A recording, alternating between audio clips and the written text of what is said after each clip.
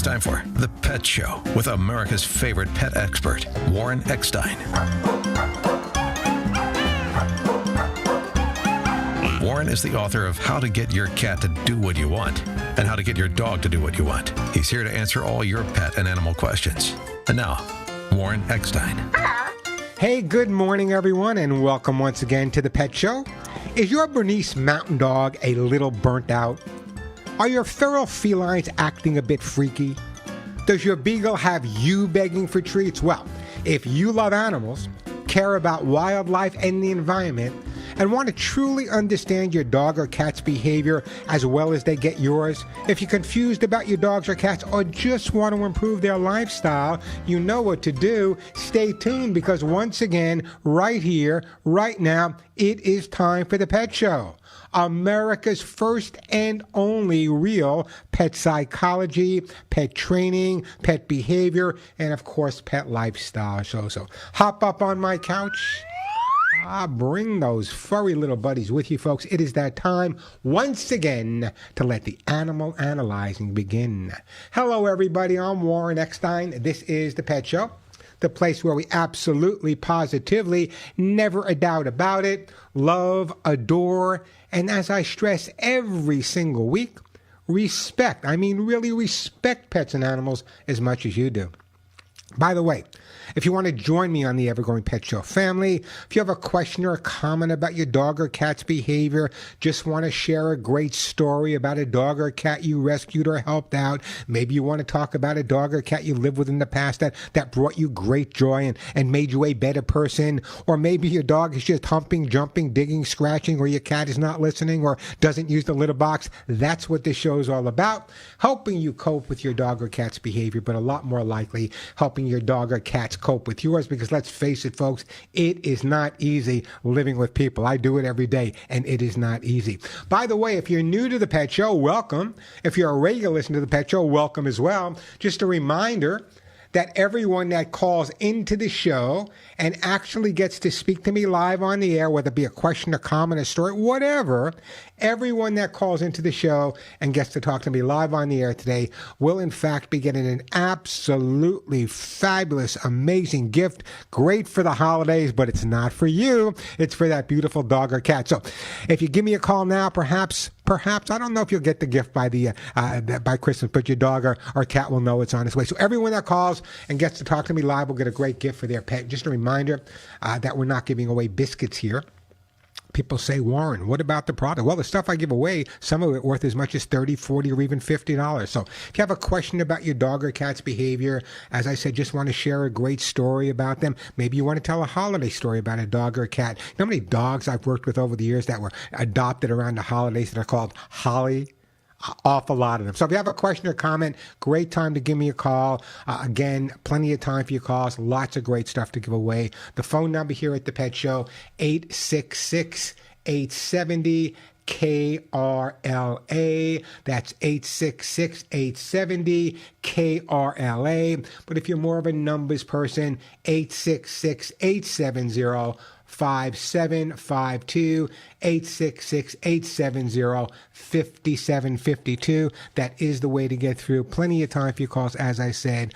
Lots of amazing stuff to get. I got a great show coming up for you. Lots of information. Hopefully we'll get to it all, but as you know, your calls are my priority. But I tried to get to this last week, but because of your calls, we ran out of time. So I want to share this with you again if we have time today.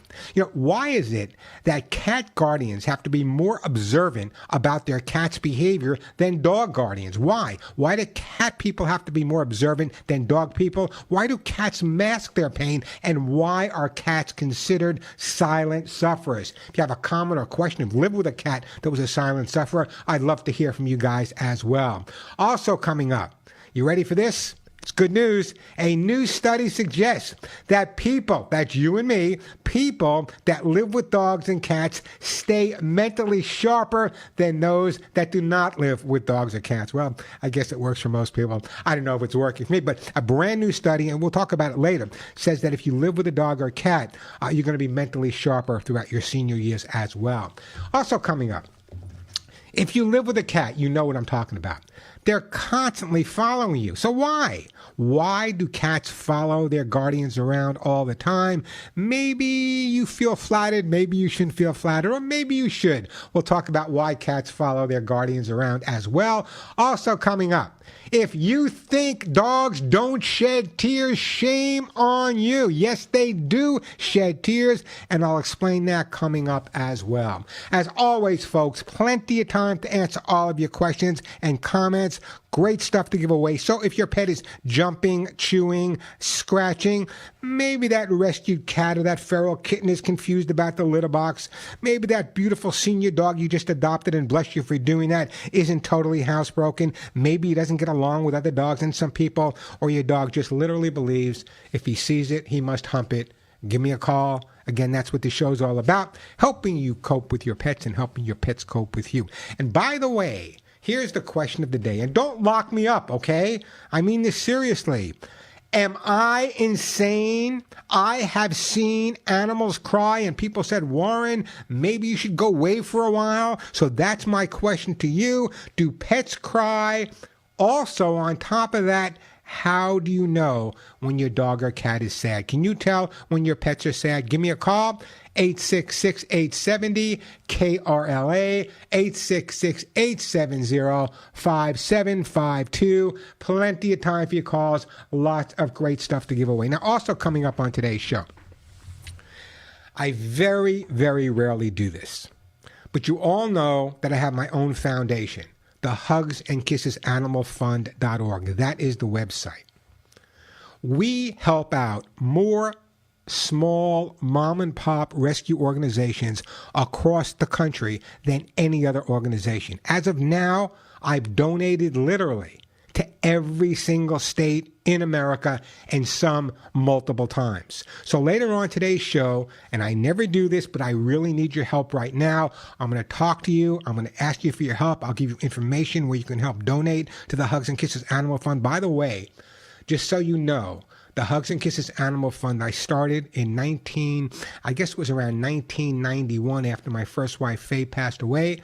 Faye had worked with me right along my side, helping literally dog and cat organizations that you never heard of, rescuing feral cat people. So I started the Hugs and Kisses Animal Fund in her honor. And so we're going to talk more about that later. I'm going to tell you how you can help me out with this. But just remember, this is not your rescue organization. This is not these big organizations, which do fine work, by the way. This is me. Every single penny for expenses comes out of my pocket. Not one nickel of expenses comes out of the Hugs and Kisses Animal Fund to pay for it. It comes out of my pocket, so this way every penny can go directly where it belongs, and that's to other humane organizations around the country. We'll talk more about that later. I don't want to hang you up on that, but it's very rare. If you've been listening to the show for the last 43 years, this may be the third time I've ever asked to help me support, and the reason is, well, later on I'll tell you some of the groups we helped out just in the last 10 days. The phone number here at the Pet Show, 866-870-KRLA, 866-870-5752. By the way, in the interim, if you want to find out more, you can go to the website hugsandkissesanimalfund.org, hugsandkissesanimalfund.org. So, do pets cry? And do you know when your dog or cat is sad? Give me a call, let me know. 866-870-KRLA, the phone number, 866-870-5752. That is the way to get through. I'll try to answer as many calls as I possibly can today, but I got a lot of stuff to go over with you guys as well. Last week I talked about that disease that's going around. I hope you're all able to listen. I posted some information on it as well, so you're going to want to check that out on my YouTube channel, youtube.com/Warren Eckstein. 866-870-KRLA, the phone number, 866-870-5752. That is the way to get through. All right, how about I start out with a phone call? Let's go to Hawthorne, and let's go to my friend Nina. Hi, Nina. Welcome to the Pet Show. Hi. The reason I'm calling is that I want to ask, can a dog go crazy if they put a collar on her and she doesn't stop barking for over a week? Well, no. Let me stop you for a second, okay? I want to make sure I understand your question. So you have a dog that is barking, correct? Hello? Did we lose you, Nina? Oh God, what a great call she had, by the way. Nina, from what I can tell, Nina, you with me? From what I can tell, Nina, is that your question was basically on collars on dogs to stop them from barking. I'm not a fan of collars to stop your dog from barking, and I'll tell you why. It is nothing more, for the most part, than a cover-up. The dogs don't bark for no reason at all. I've never heard a dog bark for no reason. They might be scared, they may be fearful, they may be upset, they may be angry, but the bottom line is they always bark for some reason. Maybe they're in pain, maybe not feeling good, maybe they're scared, maybe there's something outside, maybe there's a burglar upstairs. So what we're trying to do is take the behavior, the normal behavior of a dog, and stop it by putting a collar on them that either shoots some type of citrus in them or gives them some type of shock. What you need to understand, if you have a dog that's barking, you don't just want to stop the barking. You want to take the time to educate yourself and figure out, why is the dog barking in the first place? Is he afraid? Is he in pain? Is he fearful? Is it separation anxiety? Why is the dog barking? Can you imagine trying to stop a dog from barking without knowing the reason the dog's barking in the first place? How fair is that? Listen to your dog, watch your dog, and if in fact someone recommends a shock collar for the dog to stop him from barking, I would tell that person, move away. I want to figure out why my dog is barking. Once I figure out why the dog is barking, then I can easily resolve the issue. And that's the way it works. Everyone's looking for the quick cure. Just like with human beings, there's no quick cure. You have to look at why, and once you know why, the resolution is there. Great call, by the way. Sorry I didn't get to send you a gift, Nina. The phone number, 866-870-KRLA, 866-870-5752. Plenty of time to answer all of your pet and animal questions. Oh, did I see that Nina was back? Is Nina back? Let me go there. Hey, Nina, you back with me? Hi. I hope I don't lose you again. For some reason, you keep on fading out. Well, it's not me. It must be something you're doing wrong. But anyway, maybe it's your dog's barking. Here's what I was saying, Nina. First of all, what type of dog do you have? It's not my dog. It's one of my tenants' dog, and I feel responsible because I gave him permission to get the dog. Okay, but you gave him permission to get the dog, and tell me about the dog's barking. How constant is it? It's been going on. It's been going on for a week, and she's losing her bark, and I'm afraid for her. What changed in the last week that made this dog start barking more? They put the collar on her, and she hasn't stopped barking. What kind of collar did they put on her? It's an electric shock one that. Okay, so they put a shock collar. Was the dog barking before they put the collar on her? Yes, she was, but only for good reason. I noticed that only when it's quite active around here. Okay, so in other words, the dog was barking. The dog was barking like a normal dog would bark. They went out They decided. Who decided to put the collar on the dog? Well, I don't know, the father or the I'm sure it's the father or the. Okay, well here's the bottom line. As you can see, it doesn't resolve the problem; it makes the problem worse. So that's not the resolution. That's what's happening. Well, that's what you need to do. You need to have a conversation with those people, tell them to take the collar off. If they'd love to give me a call, I'd love to hear from them. But there's nothing that you can do other than let them know that the barking's gotten a lot worse since the collar's been on the dog. Therefore, it's time to take the collar off the dog and figure out why the dog is barking in the first place. Big error on their part. Big error using a shock collar on a dog that's barking. It's just going to freak the dog out and make the dog bark that much more. Well, could it drive the dog crazy is what I want to know. Well, yeah, and then with anything to drive. Yeah, it can. Yeah, you're absolutely right. It can make a dog totally neurotic. I have worked with literally dozens and dozens of dogs over the years, whether it was a shock collar for barking or a shock collar for training, where the dogs became so crazed and so freaked out by it that, yes, it took me a lot of time to bring them back around. So, yes, the answer is it can make a dog nuts if it's not used properly. I don't believe in using them at all, but this is the wrong way.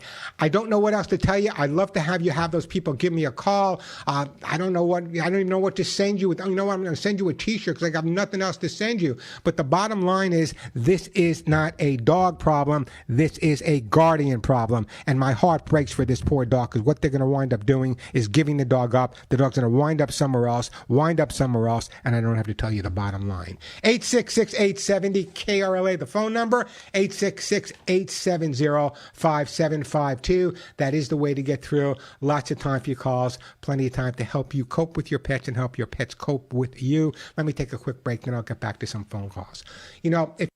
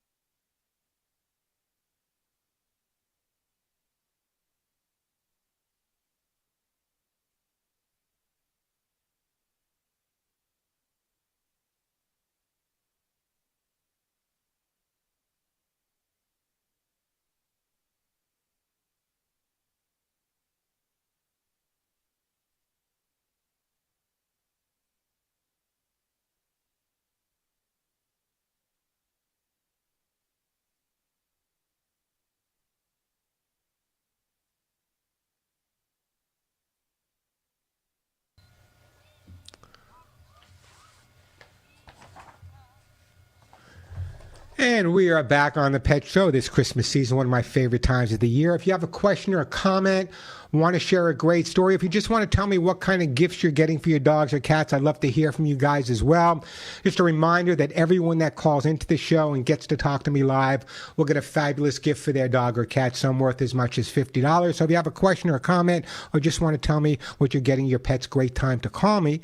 The phone number here at the Pet Show, 866-870-KRLA. That's 866-870-5752. And by the way, on today's show, I'll be giving away Author Suit Gold, copies of my best-selling books, Lucy Pet Food, those great T-shirts, all-natural herbal flea spray, hemp seed oil, some great products from my friends over at Nature Vet. If you have a dog that scoots his butt on the ground, I even got stuff for that. So everyone that calls in and gets to talk to me live will get a great gift for their dog or cat. Again, that number, 866-870-KRLA, 866-870-5752. You know, that last call, I'm going to get to you in a second, Nancy, but that last call really kind of stuck with me. Here we have the landlord overly concerned about a tenant of hers who has a barking dog, and it concerns me as well.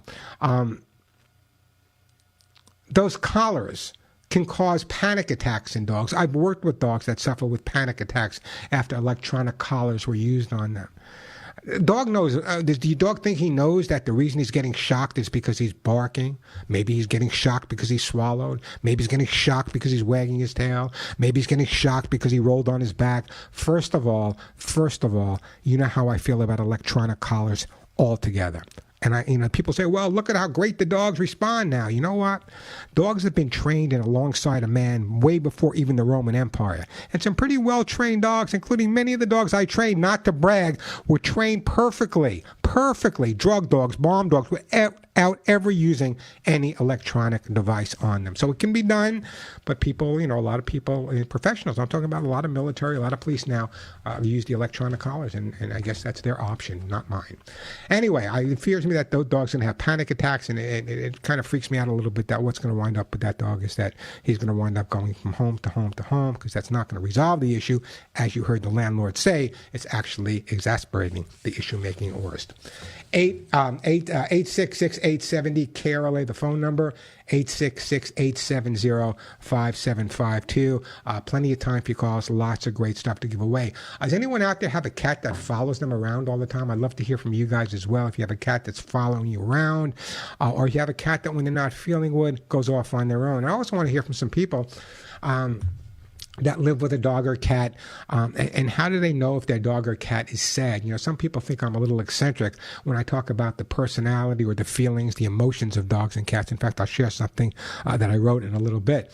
But the bottom line is they have emotional needs, and just like we do. So it's real important that people understand the concept when we're talking about our dogs and cats. It's not just a matter of stop them from doing this or teach them to do that or stop them from doing this. It's taking the time to understand that our dogs have emotions and personalities as well as our cats, and therefore we have to look at them a little bit differently than people looked at them many, many years ago. 866-870-KRLA, the phone number. Let's go to Nancy in Simi Valley. Hi, Nancy. Welcome to the show. Hi. Good morning, Warren. Thank you for all you do. I have a question regarding my dog's dental health. She's 13, and I have gotten her a deep clean like every 3-4 years, and then intermittently I do the superficial cleaning where they don't put her out. But recently I took her to the vet for just a checkup, and it's a new vet, and she said don't bother to brush her teeth. She's so old it doesn't matter, and that confused me. What's your take on it? Should I continue to brush? And I think it's the right thing to do. So what? Listen, I don't know who your vet is, but should I stop brushing because I'm older now? Does that mean the bacteria is not going to build up? Does that mean the dog's not going to lick himself and get hair underneath the lines? No, absolutely. Listen, I'm not a veterinarian. I'm a behaviorist. But the bottom line is I'm going to answer your question as if your dog were mine. Yes, brush his teeth. If you're not going to brush his teeth, there are chews you can give him. I talk about them all the time. I don't have them in front of me. Otherwise, I tell you the brand. There are dental chews you can get from your veterinarian. You give it to the dog to chew on, and it prevents the bacteria from building up. So I don't know what your vet was thinking, but telling you to do nothing about the teeth is absolutely not the right answer. Because bacteria, and as a dog gets older, obviously these problems can intensify the medical condition. So I don't know what the vet was coming from. I don't know of a vet that would not recommend. Now, some vets might say to you, listen, we don't want to do a deep cleaning with a 13-year-old dog. There might be other health issues that will prevent us from using anesthesia. That I would understand. But the fact that she's telling you not to brush the dog's teeth at home, which seems to be okay with you and okay with the dog, I don't understand. The name of the product, by the way, and you can ask your vet or you can get it on Amazon. It's a product called AuraVet. I should have this on the show. ORAVET, AuraVet. Basically, what it is, it's a dental hygiene chew, and it helps prevents all kinds of other items. It prevents, for example, I have the bag in front of me now. It prevents bacterial attachment, prevents plaque and calculus, halitosis at the source. I give them to Molly and Willie, and boy, are they kissable every day. So check out AuraVet. It comes in different, like this is for 3 to 5 to 9 pound dogs. It comes in different sizes for different dogs, but absolutely a pretty product. So check out AuraVet. I think that would be beneficial to you, and I would say keep on brushing. How's that sound? Thank you so much. I'm going to buy some today. Thank you. So Nancy, let me ask you a question. Your dog's 13 years old. Mm-hmm. What type of dog is it? She's a little terrier mix. Okay, a little blended breed. Now, how do you know if she's sad or depressed or just not up to snuff? I was thinking about that while you asked the question, and her tail goes down right between her legs, and it's in a weird angle. And that's how I know. It's incredible. And I wish other people would call and tell me the same thing, because people really need to know that certain body language and reactions that the dogs have and make them look sad. So I'm glad you pick up. Now, what a great pet guardian you are. So, Nancy, don't go anywhere. I'm going to put Nancy on hold, and I am going to send Nancy for her 13-year-old dog. You know what, Nancy? I'm going to send you some Arthrosuit Gold for the hips and joints, okay? Let's keep those hips and joints in the best shape ever.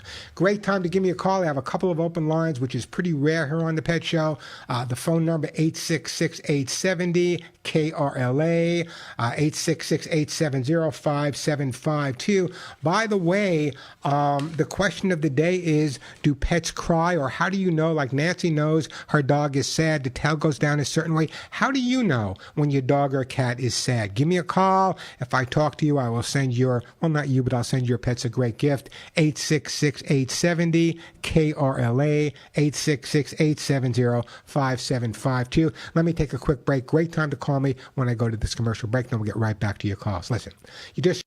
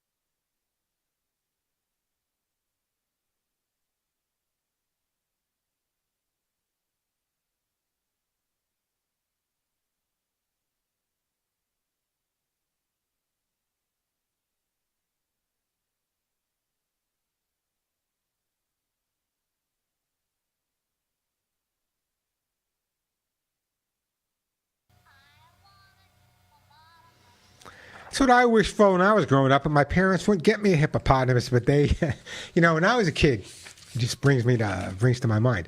I had the greatest life growing up as a kid on Long Island, although you'd never know I'm from Long Island because my accent is totally gone, right? So the bottom line is that no one would ever go in Warren's room. That would go in my sister's room to clean. My mother, I lived with my grandparents, aunts, whatever. That would go into but no one would go into Warren's room because Warren's room had snakes in it, had rodents in it, had all kinds of little items that he saved from the creek behind the house in it. And so it was pretty good growing up. I just never had to worry about anyone finding anything in my room that I didn't want it to find because everyone was afraid to go in there. Hey, great time to give me a call. I got some open lines, pretty rare here on the Pet Show. And we're talking about, animals being sad. And I'd love to hear from some people if they can tell how their dog or when their dog or cat is sad. Also, I want to hear from some people that say that their cats follow them all around. So if you have a question or comment about your dog or cat, they're jumping, they're humping, they're digging, they're scratching. Maybe your cat's not using a litter box. Maybe you're confused a little about what to do for the holidays, how to care for them. Or you just want to tell me I'd love to hear some of the gifts you guys are getting for your pets. I get texts and emails every day from, listen, what do you think is a good idea for my dog or cat, Warren? I'd love to hear from some of my listeners. Give me a call. Let me know what you're getting your dog or cat for Christmas. And maybe, just maybe, I'll send them a gift of my own for the holidays as well. 866-870-KRLA, the phone number, 866-870-5752. That is the way to get through. I got some hugs and kisses for cats to give away, by the way, the most expensive thing I got. I got Author Suit Gold, copies of my books, and some Lucy pet food and flea spray and T-shirts and lots of great stuff. So everyone that calls will get a super gift for their buddy, 866-870-5752. The question about sadness and not sadness, by the way, do dogs cry tears of joy when reunited with their guardians? There's a reason you get emotional when you watch those dog reunion videos, and who doesn't? I watch those dog reunion videos all the time, and dogs do shed tears of joy, not just the humans they're with. A brand new study says that the dogs studied significantly more tears of joy after getting back together with their guardian versus other people. So people just say that it's a reaction on the dog's part. They're just crying to get attention. Well, no, there was a different amount of tears and a different way the dog was crying when it was reunited with its guardian versus being reunited with anyone else. So that's kind of interesting. And listen, I have actually seen dogs and cats cry. I've had listeners tell me that when their kid goes into the room, let's say they punished their kid for whatever they did wrong, and the kid went into their room and they noticed around their cat or dog's eyes that where the dog or cat was laying, there were some teardrops as well. So am I crazy? I don't know if that should be the question, or do you believe, come on guys, do you believe that dogs and cats get sad and can cry as well? I'd love to hear from you. 866-870-KRLA, 866-870-5752. That is the way to get through to the Pet Show. As I said, later on, what I'm going to be doing, it's very, very rare that I ask for your help, but my Hugs and Kisses Animal Fund is literally inundated right now with the small mom and pop organizations all across America that get absolutely no funding whatsoever from any of the larger groups. Now, some of the larger groups do amazing work. I would be the last one to knock these groups. And I even heard of a group today here in, I think it was Long Beach. The SPCA is out of dog food. How could that possibly be? How could the SPCA be out of dog food? I mean, between the dog food companies and between donations, you would think there would be plenty of dog food to go around. And it breaks my heart that there's not. So you want to go check them out. Maybe you'll be able to donate some food to them as well. 866-870-KRLA, the phone number, 866-870-5752, 866-870-5752. That is the way to get through to the Pet Show. Interesting show today, and I'll tell you why it's interesting. It's interesting for several reasons. I tried to get to this topic last week where people say to me, well, why is it that cats are considered silent sufferers? Why is it that when dogs don't feel good, they'll come to their guardian? Why not cats? Why do cats kind of walk away? And you hear the stories about people that have older cats and the cat gets outside and just wanders off and they never see that cat again. Why is the reason? I want to tell you, let me share this with you, and I want to hear from you guys as well.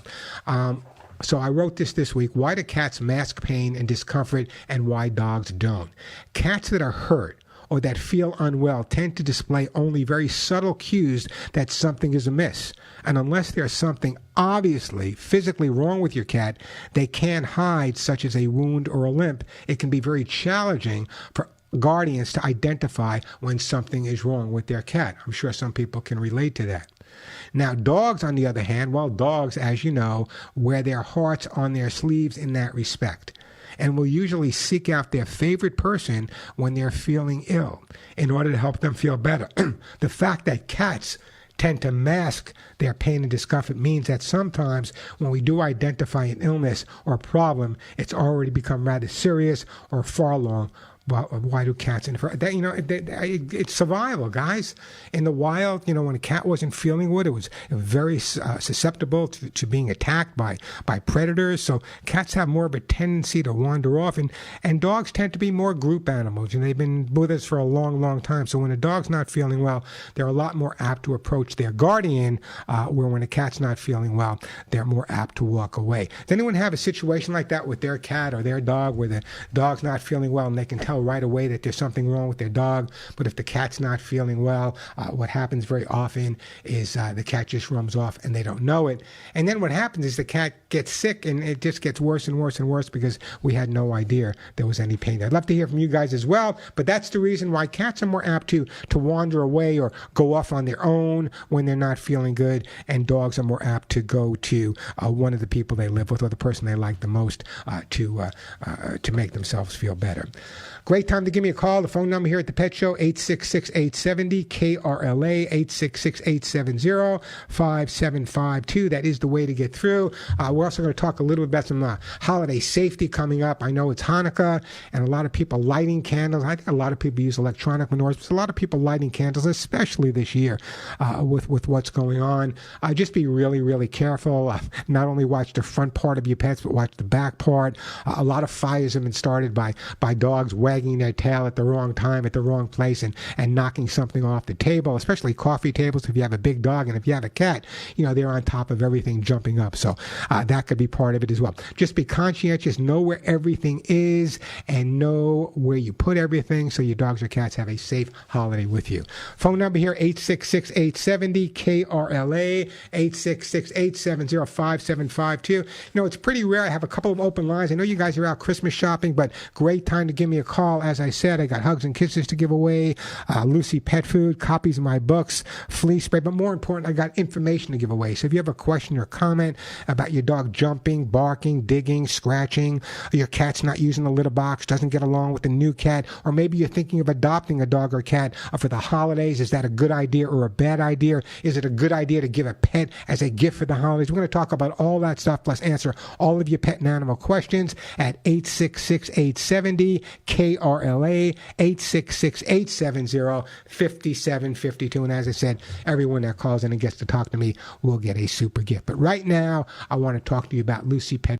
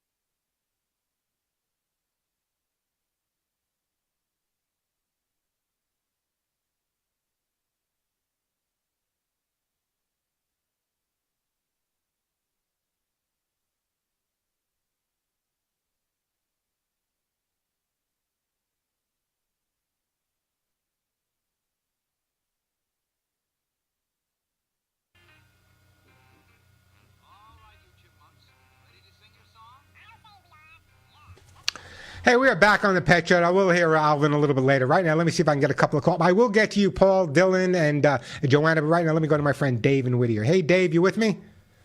Hi, Warren. I want to tell you about my cat, Sammy. The neighbor just put her in our yard back in 2013 because she was a stray cat, and she was our cat from then on. And in 2020, her behavior, she started jumping up on the computer table, the keyboards, and she never did that before. And then not long after that, the vet diagnosed her with incurable cancer in her jaw when we took over for her vaccines. I want to ask you about dogs. Question about dogs in a second. But what you're right about cats. All of a sudden, I noticed that my cat was sitting outside of the kitchen entry hall. She would, all the time, she would sit on the steps that lead down to our family room, staring, and then she would sit in the hallway by my bedroom. It's true. They do that. It was amazing. And then I realized just how attached she was and how such a just wonderful cat she just was. But I want to ask you about dogs. My roommate and I are considering getting a dog. Now, my roommate has COPD, so we're waiting for the doctor's answer when we go to the doctor for her next checkup about having a dog. What do you think is a good dog to get that doesn't shed? Dave, can you hold on for a little bit? Yes. Because I got to take a break. If I don't, Alex will throw something at me. So let me put you on hold, and we're going to take a break. Listen, Paul, I'm definitely going to get to your call. Dylan, I'll get to your call. Joanne, I'll get to your call. Maybe after the top of the hour break, but hang in there. I will get to your calls, I promise. 866-870-KRLA, the phone number. A quick break, then right back to all your calls. I'm Warren Eckstein. You're listening to The Pet Show.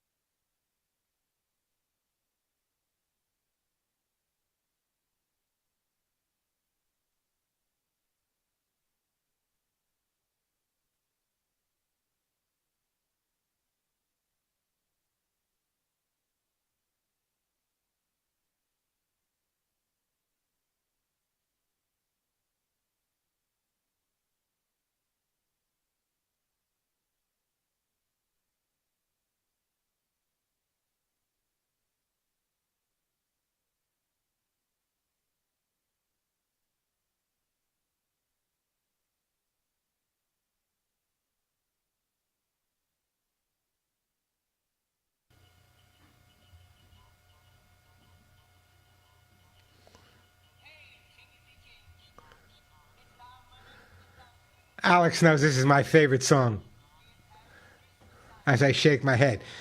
Hey, we are back on the Pet Show. I'm Warren Eckstein. That phone number, 866-870-KRLA. We were talking to my friend Dave in Whittier. Dave, you still with me? Yes. Dave has, and Dave and his partner, Dave has a partner with COPD, and he's asking me what breeds of dog would be good for them.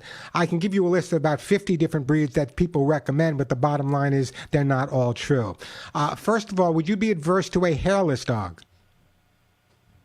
No, that wouldn't be the right kind for my roommate. But this dog she had was just a wonderful little dog, terrier poodle mix. Incredible little dog with so all right, much so let me give you some other breeds, okay? A lot of people do fine with the Maltese, with the Basenji, Bedlington Terrier, Coton de Tulier, Havanese.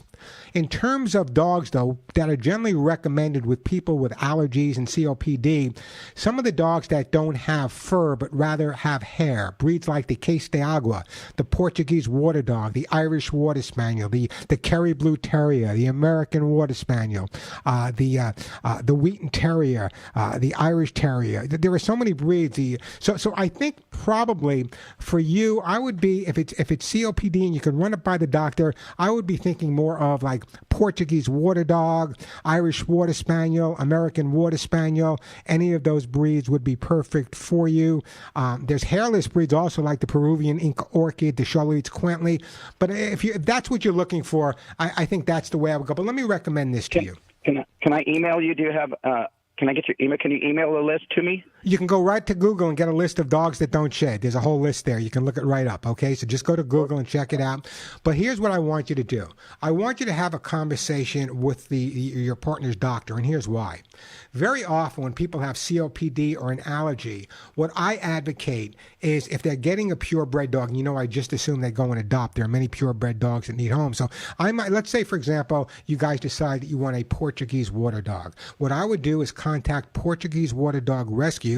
Some of these people are rescue Portuguese water dogs and may have some of their own. And maybe you can have some time there with your partner and see if there's any type of reaction. So I've done that with people with allergies. For you, go to someone's home or go to a location where there's this specific breed of dog and see if there's any reaction. So that's what I would recommend to you. But the breeds I recommend, Portuguese Water Dog, great breed of dog, American Water Spaniel, but a lot of the small terriers, the Cairn Terrier, the Shih Tzu, the Lhasa Apso, the Brussels Griffon, all can be incredibly well with COPD provided. And again, that's the most important thing. I would make sure that you and your partner spend time with the breed before you make that ultimate decision.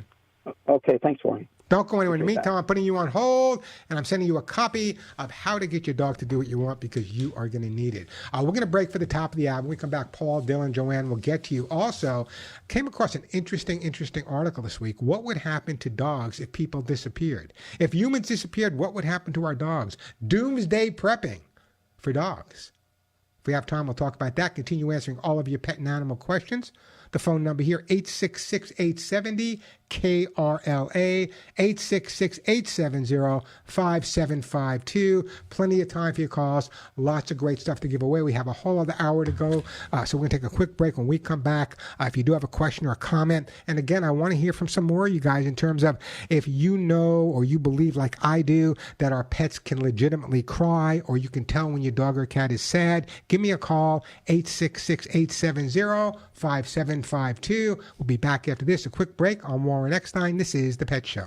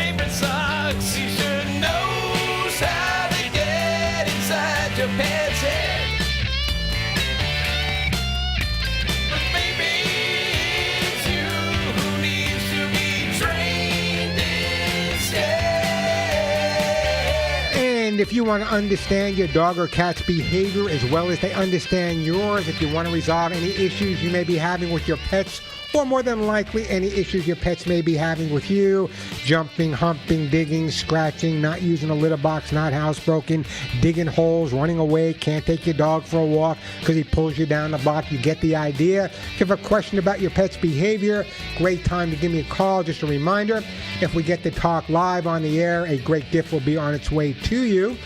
The question of the day is, do you believe, like I do, that pets cry when they're upset? And the question really for you guys is, do you know when your dogs and cats are sad? Do you really know? You think you may know, but do you know when your dogs or cats are sad? Give me a call. The phone number here, 866-870-KRLA, 866-870-5752. Let me do this first, okay? And then I promise I'll get to all your calls. It's very, very rare that you hear me talk about my own nonprofit organization called the Hugs and Kisses Animal Fund. But let me tell you, this holiday season, we have been slammed, inundated. Now, what makes the Hugs and Kisses Animal Fund different than other organizations out there, we're kind of like the United Way. What I'm able to do is raise funds, hopefully, not at the moment, but hopefully.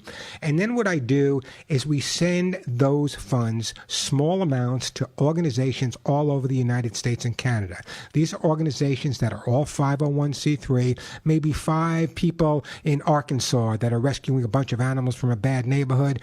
No big organization knows they exist. I know they exist, and we just sent them money. Just alone, in the last 10 days, here are 3 of the groups that we donated money to. Now, by the way, my Hugs and Kisses Animal Fund is a 501c3. It's totally volunteer, which, by the way, is a prerequisite for any group that wants money from me. They have to be totally volunteer as well. No penny, not one penny of any donation goes into our pockets. Every penny for the expenses comes out of my pocket. There's no expenses being paid for by the fund itself. Those expenses I pay for personally. Now, the Hugs and Kisses Animal Fund, just in the last 10 days, these organizations you never heard about in different parts of the country that never would have been accepted or gotten a penny from anyone except my listeners, and bless you for doing that. Number 1, we donated money to an organization called the Maryland Horse Rescue. It's 100% volunteer, and this organization does something that's amazing. They specialize in helping senior and blind horses and other horses in danger. They rescue blind, old, senior horses that are destined for you-know-what, and they save their lives. Thanks to you, I was able to make a donation to Maryland Horse Rescue within the last 10 days. Also within the last 10 days, we donated to an organization called the Green County Animal Farm out of Arkansas. All volunteer, totally no-kill shelter. Every day they're out there with their own pennies, saving as many animals as they can. And again, in the last 10 days alone, I donated through my group to an organization called Diamonds in the Rough, based in Tennessee. Now, this organization is amazing. What they do is they go into the worst neighborhoods in Tennessee and rescue abandoned dogs in those poverty-stricken areas. These are just a handful of groups that I was able to help recently, but every week I get dozens and dozens and dozens of inquiries. We try to send out the money as fast as it comes in, because here's my goal. My goal is to be the poorest humane organization in the country, because if I have money in the bank, then I'm not doing it right. That money has to get out to the animals that are suffering today. So here's my plea.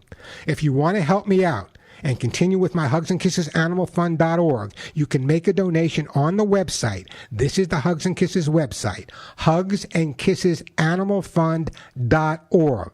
That's Hugs and Kisses AnimalFund.org. Of course, it's tax deductible, Hugs and Kisses AnimalFund.org. Or I've opened up my phone number, my 800 phone number. If you want to call there, we'll get back to you if you want to make a donation over the phone. And that phone number is 1-800-430 and the word HUGS, H-U-G-S. That's 1-800-430-HUGS. The groups I donate to, these are the groups that have a garage sale to raise $50 to spay and neuter a dog or a cat. We sent some money to a group in Maine who had a van that broke down, so they were unable to transport their dogs to the vet to get them spayed or neutered. So we donated money so they can get the van fixed, and now they're back in business having these dogs spayed and neutered. These are the groups I help. These are the groups I ask you to help me with. Again, Hugs and Kisses, animalfund.org. Whatever you can donate, $1 or $1,000, I don't care. Every penny goes out immediately, or call 1-800-430-HUGS. And from my heart to your heart, bless you and thank you even beforehand. All right, let's get back to the phones. 866-870-KRLA. Let's go to my friend Paul in Burbank. Hey, Paul, how you doing? Warren, always a pleasure. Same here, Paul. What's up? I love what you're doing, by the way. Great stuff with the donations. It's good stuff. Well, thank you. Appreciate that. Usually when I call in, it's always about what the latest and greatest stuff is. But, today I thought I wanted to answer your question. When my dog was dying, I stayed home from work with her, and something was going on with her, and I go, oh, she's convulsing. So I literally picked her up, put her in the car, brought her to the shelter, to the vet, and she checked her pulse, and she said, yeah, she's almost died. And then I said, wait, don't give her the needle. And I looked at her. Paul, we're all crying with you, Paul. We're all crying with you. I told her she was a good girl. I wanted her to know that, Yeah, Paul, it's so important. It's interesting. The call coming up after you was interesting, and I'm going to talk to her. But it's interesting that you said that. Yeah, it's tough. But it's important to talk. It's important to let them know how much they're loved. Sometimes people say, well, it's a dog. You pet him, you love him, you feed him. No, they have to hear it. They need to hear it, because when you say "I love you" to something that's alive, they hear more than what we say. They feel it, and I think that's so important that you said that as she made that journey. Yeah, it's important not to leave. Like, you hear stories that people say they left the dog with the vet and they leave. I go, oh, you can't. No. You really got to reconsider that to let them know, because they're looking for you. Absolutely right. But I know you want to talk about the L.A. County expanding cages or something, right? Well, yeah. I mean, this infuriates me. All of us, all our rescues, all of us keep sending emails to county and asking for help and take care of animals and do a better job. And it takes a Times story, LA Times story, about how poor things are going for them finally to say, you know what, let's do something about it. After years of emails, and it takes an LA Times story, Baleen, to actually get something done. This is how out of touch these people are with their constituents and the requests for their involvement in the shelter system. It is unconscionable, and these people need to be replaced if that's how they're going to treat their work as a county board of supervisor. It's an interesting point, Paul, because over the years, I've been in the media for many years, and I remember back even when I was doing a lot of TV for NBC in New York, I would bring on dogs from different rescues and different humane organizations and would talk about them as well. And what would often happen is that the only time that something would be done, if I went on the media and I talked about it, if I went on Today's Show and I talked about something that was going on at the shelter, you can rest assured that they would act the next day. But if 1,000 rescue people from different organizations let them know exactly what I just said on the air, nothing would be done. Right. It's right. That's where politicians. I'm not sure what they're thinking. I'm not sure why you would say don't act on it. Don't put somebody on that. Most of them have deputies. Yeah. Who I find to be just they lack the credibility and the accountability of their position.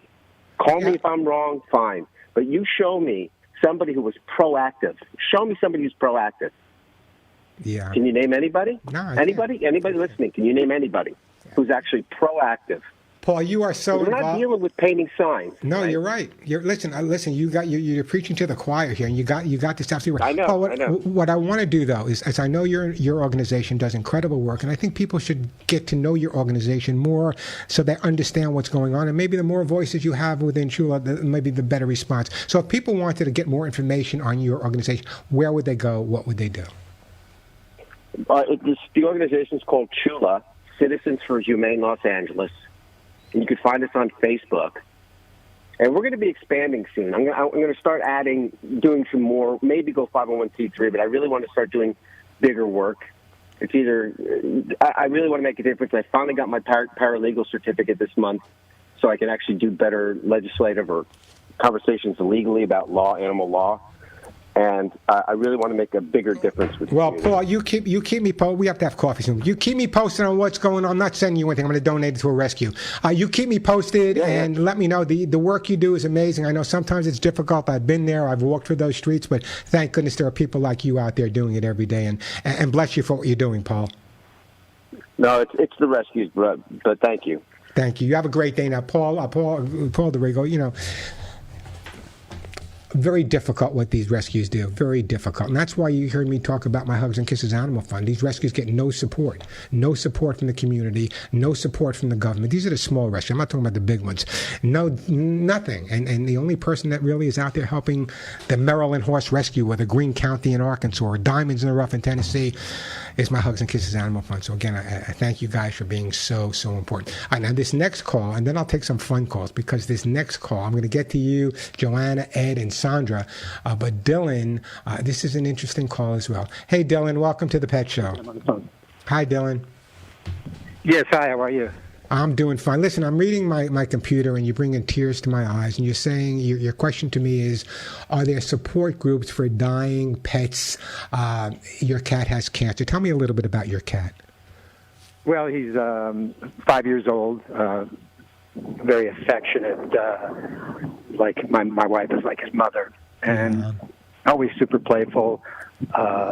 Just an adorable cat. We have two other cats as well, and they all get along, but this cat, Zeus, all of a sudden, I'm going to say about a month ago, behavior, you could just became lethargic, wasn't eating as much, isolated himself, wasn't jumping on my wife's stomach all the time.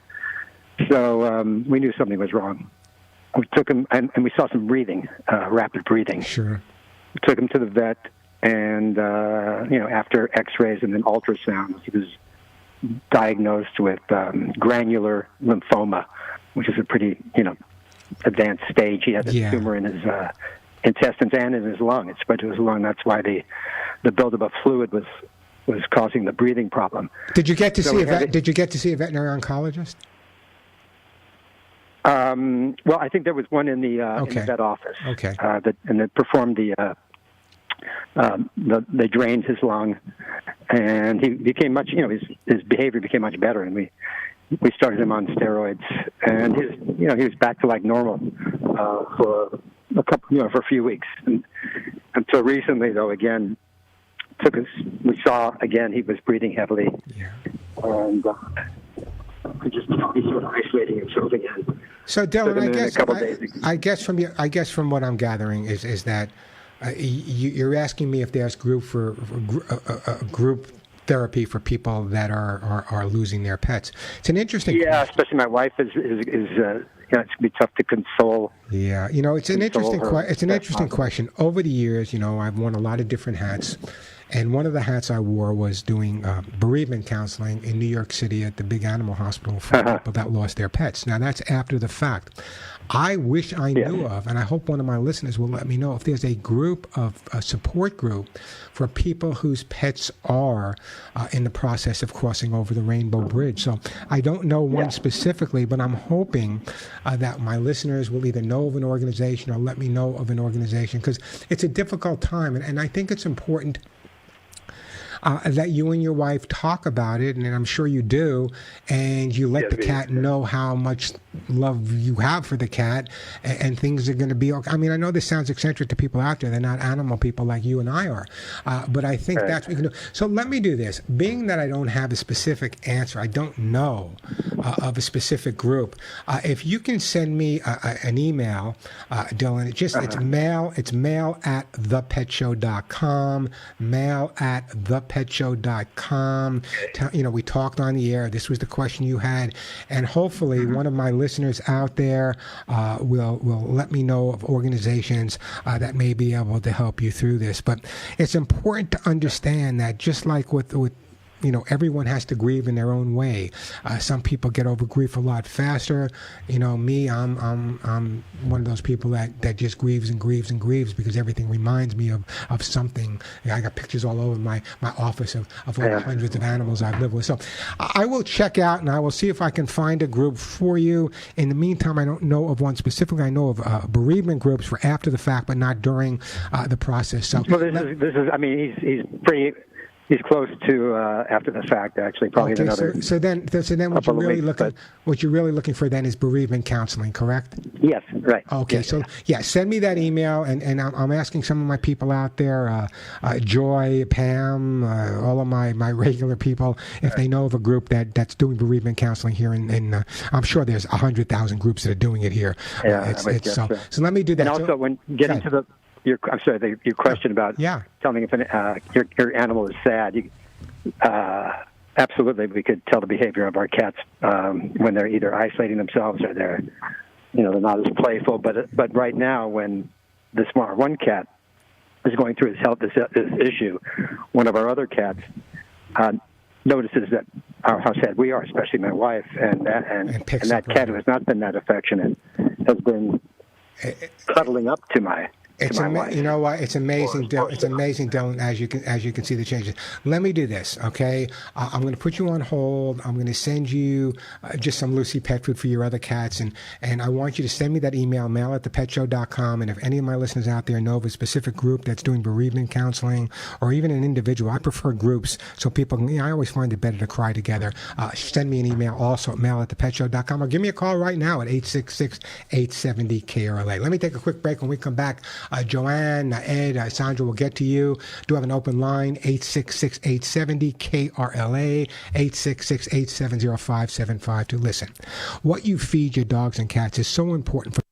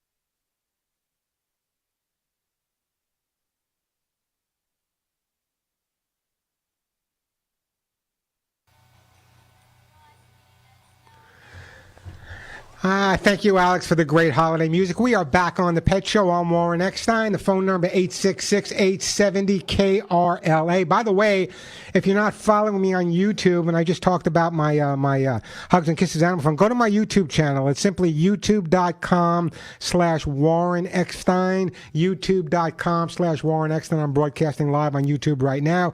youtube.com/Warren Eckstein. There's some great info there. Lots of great tips to help you with your pets every single day, so check that out. All right, so this comes out. An analysis of data from, you ready for this word? Longitudinal. I had to look that word up. I didn't know what it meant. Analysis from a data from a longitudinal study of older adults revealed that cat and dog guardians tend to experience less and slower cognitive decline than non-pet guardians, published by Scientific Reports. So just the fact alone that you have dogs and cats is going to keep your head in the right direction as long as it possibly can. All right, let me get back to the phones. I'm going to take you guys in order: Joanne, Ed, Sandra. But right now it's Joanne in Newport Beach. Hey, Joanne in Newport Beach. Welcome to the show. Hi. Can you hear me? Absolutely, like you're next to me. What's up? Okay. Anyway, I've been a loyal listener since the lockdown. I love your show. Well, thank you. Okay, I have two cats, one 18-year-old female tabby, and one 9-year-old male ginger and white. And yes, I believe that cats cry, animals cry, because I experienced a relative was in a tragic accident this last June, and I really had some very strong grieving. And when I cried, I think they cried with me. And when they were nurturing me and they were with me, it took me about 3 months. I went through a program of grieving, and my cats are my best friends. And I know I think they were sad because I was sad. Well, it's interesting that you brought that up, Joanne, because, something I've been saying for years is that you can hide your emotions from me. I can hide my emotions from you, but you can't hide your emotions from your pets. So I remember when I lost my wife, Faye, in 1990 at a very young age. At that point, I had over 30 dogs, 25 cats, chickens, and ducks. And as eccentric as this sounds, they all knew what I was going through. Every single one of the animals I lived with and rescued knew what I was, because they all knew my wife, Faye, at the time, and they knew what I was going through. And I got to be honest with you, I don't know if I would have been able to make it through without having the comfort of my animals who actually grieved alongside of me. So what it made me do is focus more on their grief than my own grief till I was ready to go through my own grieving period. So you're absolutely 100% right. They pick up on our emotions much more astute than we are about their emotions. Oh, just terrific. And I will say that, I can't believe it. I've really done well with cats because I've had them all my life except for my college years, and they always live into their teens, and I love it. Well, good. Joanne, now I want to come back as one of your cats. What is it? I want to come back as one of your cats. I'll live long. Oh, But anyway, look, I know you're busy with a lot of calls. What I want to do is I'm going to send you an email about my 9-year-old male tabby, because he just is so threatened when he goes to the vet. My other one, the female, couldn't care less. She's great. But he just feels so threatened, and this has gone on for 9 years. Well, I was going to just email you some things that happen when I take him, and maybe you can give me some pointers. Well, it's interesting that you said that, because if people go to my website, there's a place on my website called Ask Warren. And what I do is, obviously I can't answer all of the questions because we had hundreds and hundreds, but what I do is I answer what I can answer, and then it goes up as a video on my YouTube channel. So, for example, if you send me this, I might answer it on my and we'll let you know if we do. I will answer it on my YouTube channel. So you should go over there and check it out anyway. There's some great articles there already about what you're talking about. So it's simply youtube.com/Warren Eckstein. I got to move on, but let me do this, Joanne. You can send me an email. Just go to thepetshow.com. I am going to put you on hold, and thank you for that call, by the way, and thank you for the listening to the show. I'm going to send you a jar of my own Most expensive thing I have, by the way. My own Hugs and Kisses vitamin mineral supplement treats for your cats.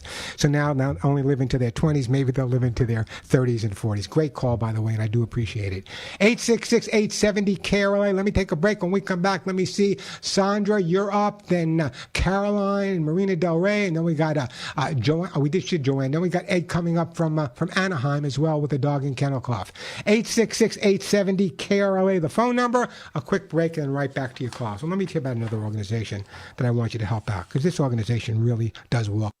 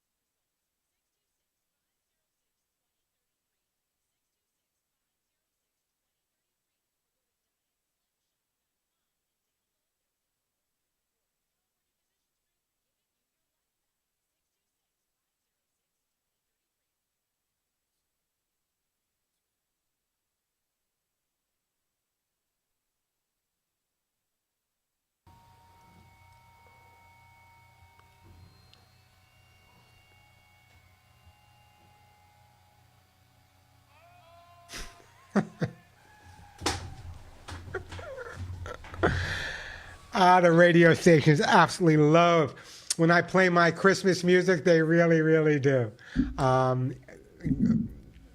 I don't know how many we have, but where else are you going to hear a bunch of animals singing Christmas carols? Nowhere else but the Pet Show. Hey, we are back. By the way, I'm pushing my YouTube channel. I'm pushing it because there's a lot of great info there. Check out youtube.com/Warren Eckstein. Subscribe. It's free to subscribe, and I think you'll find it real interesting. And by the way, if you go to my website, thepetshow.com, and you see the Ask Warren, literally, I answer those questions in a video, and I put them up on my YouTube channel, youtube.com/Warren Eckstein. Again, the bottom line is, obviously, I can't answer all the questions I get, but I try to answer at least a few every couple of days and put them up there.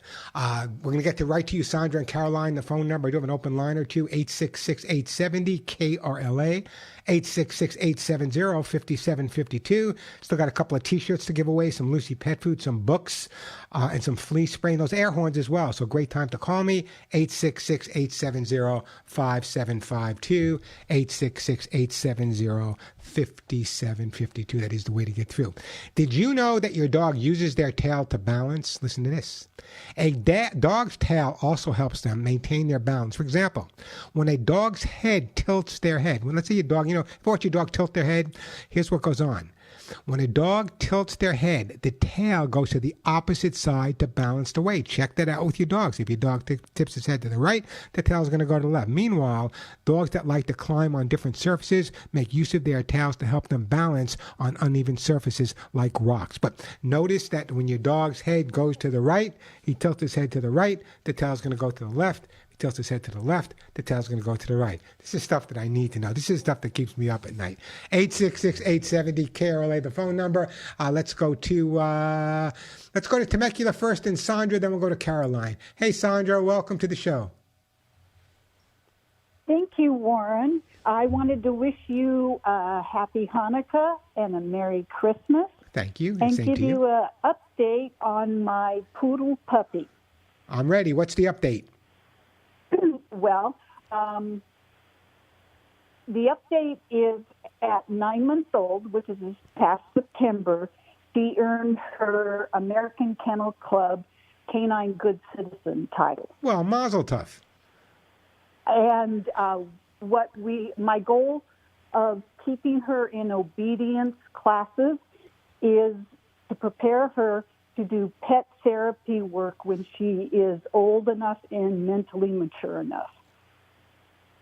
I think it's absolutely great. I think the importance of the continued training, it's just like continued education for kids. It keeps the dogs mentally sharp. When people say to me, I have a trained dog, I mean, yeah, you have a dog that's trained, but what else can you do? In other words, what else can the dog learn? Give him a job. Let's move on with him. So especially the concept that you want to go into therapy. Years ago, before they were called therapy dogs, they were called dogs for the disabled. And that's when I first started out working with an organization called Assistance Dogs International in Green Chimneys, New York, training people to train these dogs specifically because there were none out there. There was nobody training dogs at that point other than guide dogs. And we trained some of the first hearing ear dogs and dogs that were able to pick up on dropping insulin for diabetics. But you're absolutely right. Having spent as much time as I've spent working with therapy dogs, the reaction at hospitals and nursing homes and other institutions where these dogs go, it's I hate to use the cliche, but it's like night and day. You can see depression automatically turn into excitement. You can see sadness automatically turn into happiness. No matter how sick, no matter how ill, no matter how the person feels, just spending a few minutes with that dog, or in some cases a cat, or in some cases even a horse, it's just what a great thing. What made you decide to get into the pet therapy end of it? In 2015, my mom broke her hip. She was in acute rehab, and they brought a golden retriever in to visit her. And I saw her reaction and the joy on her face. It was the first time I'd seen her smile through this whole ordeal. And I decided then that when I retired, I wanted to do that kind of work. And since then, I want to expand it and do some first responder therapy work. The suicide rate among first responders has grown. It's just alarming. Yeah, and I'm just so fascinated. I spent a fair amount of time with the search and rescue dogs at Ground Zero, and having spent time there with the search and rescue dogs, and seeing not only the frustration in the dogs because they weren't finding anyone, but the frustration in the handlers. I was there with NYPD Canine Unit, but the handlers themselves. So there's so much that can be done with pet facilitated therapy that we're just really touching the surface now, and people are really getting to understand it a lot more. But even with besides that, working with dogs and children with Down syndrome, and I just recently helped someone out with autism in a child. Just absolutely incredible the how much they give us, and that's why it's so devastating to me. Going to so many shelters and rescues, all of these animals can be therapy dogs. All of them can be some type of therapy dog with the right socialization, the right training, and the right education. And that's, I was talking about the Hugs and Kisses Animal Fund. One of the organizations we donated to recently was an organization in Texas for female inmates. These were female inmates, and we donated money because there wasn't enough money to get the dogs there back and forth. We donated money, the Hugs and Kisses Animal Fund donated money, so now that they can go there. These dogs come from shelters, they don't care what they look like, this blended breeding, big dog, small dog, medium-sized dog, they don't care. And they work with these dogs, and then they turn them into therapy dogs, which makes them adoptable. And some people continue using them as therapy dogs, other people just adopt them as pets. But such an incredible thing that you're doing, and I just want you to keep me posted in terms of it, and just, I want you to enjoy it, but equally as important, I want you to make sure that your puppy's enjoying it too. She is incredibly empathetic. She will walk up to people, and her name is Joy. They ask, "What's your dog's name?" I say Joy. And they pet her, and then often when we part, they say, "Thank you. I really needed that. Joy is a good name for her." Oh, it's the perfect name. Did I send you something recently, Sandra? Yes, I called in July, and so instead, would you send whatever gift you wanted to give me? And Joy wants it to go to an animal rescue. I will absolutely 100% do that. I will make a donation to a rescue. And what a great name for the dog, Joy. And you know what's more important than the name is with the work that you're putting in and the type of work that you're doing, how much joy will bring to those people that are kind of having a difficult walk at that specific time in their lives. And bless you for doing what you're doing. I just think it's absolutely phenomenal. I want you to keep me posted, because a call like yours can actually encourage another listener right now to say, you know what, maybe I can do that as well. Well, I certainly hope so. I hope so too. Thank so, Sandra, you for taking my call. Oh, my pleasure, Sandra, and a big hug and a kiss to you, and continue doing what you're doing. People like you can make all the difference in the world, and thank goodness you are. Let me take a break. When we come back, Caroline, I'm going to get to your phone call. I do have a couple of open lines, which is pretty rare, but if you want to give me a call, I still got lots of great stuff to give away. Hugs and Kisses, Arthur Gold, books, T-shirts, flea spray, hemp seed oil, Lucy pet food. If you just want to answer my question, I'll still send you a gift. Do pets cry? Do you know when your dog or cat is sad? Great time to give me a call. The phone number here at the Pet Show, 866-870-KRLA, 866-870-5752. If you have a question or a comment about your dog's behavior, or if you've been experienced with any type of a pet facilitated therapy, I'd love to hear from you guys as well. 866-870-KRLA, the phone number, 866-870-5752. A quick break, then right back to your calls. I'm Warren Eckstein. This is The Pet Show.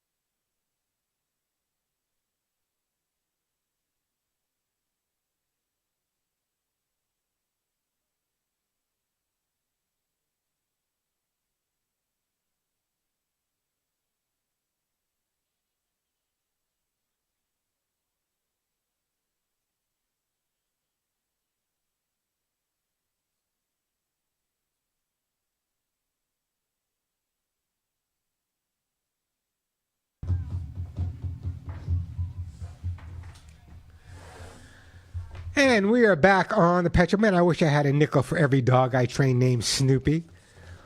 I really do. A lot of Snoopies over the years. Hey, the phone number here, 866-870-KRLA, 866-870-5752. You know what's interesting, though? I've never, ever trained a dog named Fido. Well, let me get back on that. I trained a dog many years ago, right off of Fifth Avenue in New York City. I'm not going to say the person was relatively famous, but I'm sure you would know the name if I told you. But anyway, her dog was named Fido. And I remember working with the dog, and I used to give a diploma at the end of the course, if the dog graduated. And I wrote, "Congratulations, Fido, Fido." And the woman came back to me, the Fifth Avenue woman came back to me and said, "No, that's not how I spell my dog's name." I said, "How do you spell your dog's name?" "Fido's Fido." She said, Phydeaux. That's how I spell Fido. So I gave the dog a diploma and wished him a lot of luck living with that person for the rest of his life. Hey, let's go to Carolyn in Marina Del Rey. Hey, Carolyn, welcome to the show. Hello, Warren. Thank you so much for taking my call. I love your show. Oh, thank you. I bought your treats for my cats, the Hugs and Kisses, and they love them. Oh, thanks. My question is, so we have two cats, my husband and I. We rescued them from a shelter. One is 6 years old, one is 3 years old. We rescued them at separate times. And they're afraid of everyone. They're usually alone with my husband and I. So whenever people come over, they always go and hide in the bedroom. My question is, what can I do when I go out of town? Because I have separation anxiety from them. I don't like leaving them alone, and I have never left them alone more than 3 nights. I cannot even go on vacation. I cannot go out of town with my husband because I just feel bad leaving them home. You need to find someone and have the cats learn to accept this person. So what I would do is, even when you're around, I would find the pet person that you want to work with. Maybe you get a recommendation from your vet or someone else. You find someone that really wants to do it. You let them come over to the house once a week, maybe twice a week for an hour here, an hour there. And they feed the cat. They sit there. Even if the cats don't go near them, they leave an article of their clothing so the cat gets used to their scents there. In extreme cases, I even made voice recordings and played the voice recordings while I was there with them. And little by little, the cats may never fall in love with the person, but at least they'll build up their confidence, which would give you the opportunity to go away as well. Listen, I was away for a couple of days, and I have someone stay at my home with my dogs, Molly Willie, and talk about separation anxiety. I have it more than anyone has it. But the bottom line is, this person I know, she has been with my dog. Even before I let her stay with Molly and Willie, she would come over for a few days, and I got to watch her with the dog. So I would do the same thing with your cats. Find out from your vet or other people you know in your area that have cats. Find someone that you trust. Have them come over way before you go away. This way, give the cats the opportunity to get used to their scent, used to their sound, so that when you do go away, even if they're not bosom buddies, at least they won't get overly stressed out when you're not there. Okay, thank you so much. Oh, listen, Carol, don't go anywhere. I'm gonna, you said you love hugs and kisses. I'm putting you on hold. I'm going to send you some hugs and kisses for your cat. I know it's the most anxious thing for anybody when you have to travel and you have to leave your dogs behind, your cats behind. Listen, you're preaching to the choir here. I had a second home in Sedona for 13 years. You guys know that. I used to broadcast from Sedona. Denise and I never, ever, ever left the house in Sedona, maybe for a hike here or there. Beautiful area, but you know why? I couldn't find anyone. This is nothing to say about Sedona. I got a lot of other things to say. We couldn't find someone that I felt confident enough in or trusted enough to take care of my pets when I was away. Remember, Sedona's in the mountains. There's a lot of coyotes and other animals there. So I had to make sure I had the right person that was going to stay with my dogs 24/7, go outside when they went outside, have their eyes on them 24. So we never went anywhere for 13 years based on the fact that I couldn't find anyone that even I trusted.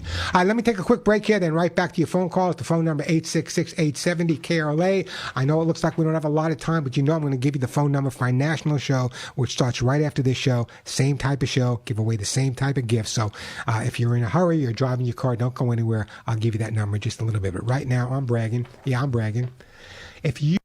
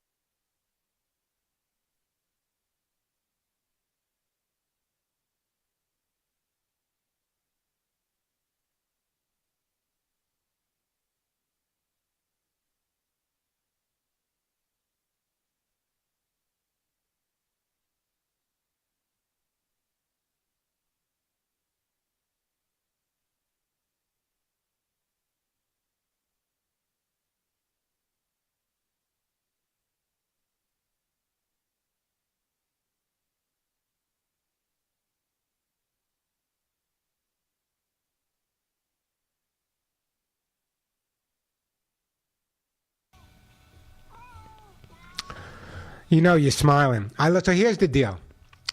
I got like a couple of minutes left. Steve, I don't want to rush you. You got a really important call. You have a dog that's protective or overly protective of your wife.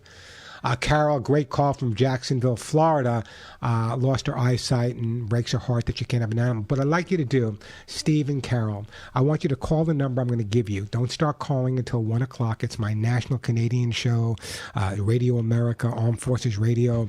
You'll be the first callers probably because the show starts at 5 after. So if you start calling at 1 o'clock, be patient. It's got to go to Washington, D.C. Remember your name, Steve and Carol. You'll be my first 2 callers. So, and this goes for everyone out there. These are the phone number for my national show, where it starts as soon as I get off the air here. It's the same type of show. I give away the same type of gifts. So check out and call this number, 877-725-8255, but not till 1 o'clock. 877-725-8255.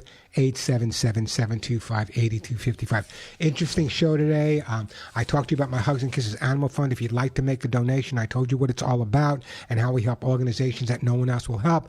Go to the website, hugsandkissesanimalfund.org, hugsandkissesanimalfund.org. We are just about out of time, so until next week, you all know what to do by right now. Give all your pets a big hug and a kiss for you, one between the ears for me. I'm Warren Eckstein, and thank you. Thank you for listening to The Pet Show.